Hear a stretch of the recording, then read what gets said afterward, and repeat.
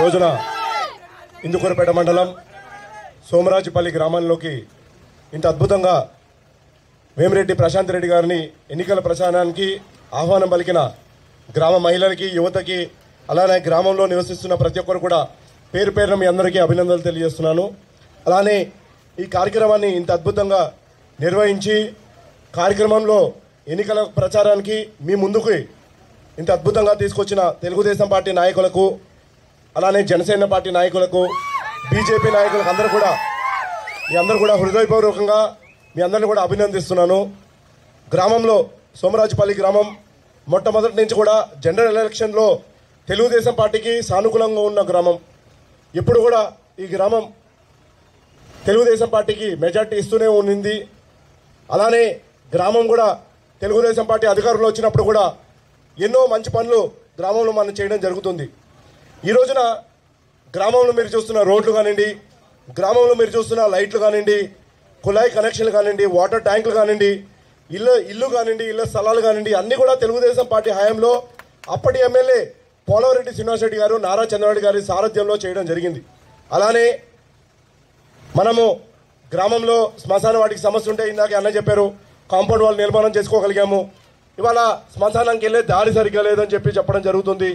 అలానే అక్కడ దాకా కాదు, ఇవాళ సోమరాజుపల్లికి రావాలంటే మెయిన్ రోడ్ నుంచి లోపలికి రావాలంటే ఒక 3 నెలల ముందు మీ గ్రామానికి నేను వచ్చాను.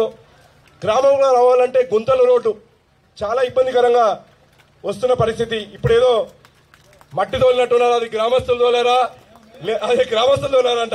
నేను గవర్నమెంట్ తోలిందేమో, కనీసం ఏదైతే గుంతలు ఉన్నాయో గుంతలు ప్రభుత్వం తోలిందేమో అనుకున్నా. ఇప్పుడు గ్రామస్తులే సొంత డబ్బులు వేసుకొని మనం రోడ్లు వేసుకోవాల్సిన దుస్థితిలోకి ఇవాళ వైఎస్ఆర్సీపీ ప్రభుత్వం మనల్ని నెట్టేసింది. అలానే ఇక్కడ ఎక్కువగా సోమరాజుపల్లి గ్రామంలో ఎక్కువగా బీసీలు, ఎస్సీలు, ఎస్టీలు, మైనార్టీలు ఎక్కువ మంది ఉంటారు. వీళ్ళకి గతంలో ఎన్నో మంచి మంచి పథకాలు మనం అందించేవాళ్ళము.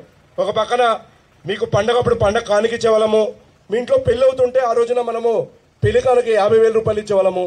మీ పిల్లలు విదేశాలకు వెళ్ళి చదువుకోవాలంటే విదేశీ విద్య పథకం ద్వారా ఆ రోజున మనం 10 లక్షల రూపాయలు, అంబేద్కర్ విదేశీ విద్య పథకం ద్వారా 10 లక్షల రూపాయలు మనం ఇచ్చేవాళ్ళము. అలానే భూ కొనుగోలు పథకాలు ఉండేవి.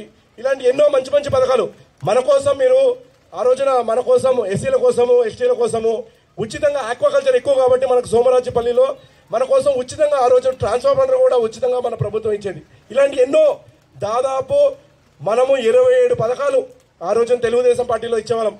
ఇవాళ ఈ 5 ఏళ్లలో మనకు ఒక్కరికైనా పెళ్లి కానుక వచ్చిందా, ఒక్కరికైనా విదేశీ విద్య పథకం వచ్చిందా? ఇవన్నీ కూడా రాలేదు. ఇవన్నింటినీ కూడా మన దగ్గర నుంచి దూరం చేశారు. మళ్ళీ ఇవన్నీ రావాలంటే ఈ రోజున తెలుగుదేశం పార్టీ ఎమ్మెల్యే అభ్యర్థిగా వచ్చిన వేమిరెడ్డి ప్రశాంత్ రెడ్డి గారిని మీరు అందరూ కూడా సైకిల్ గుర్తు కొట్టేసి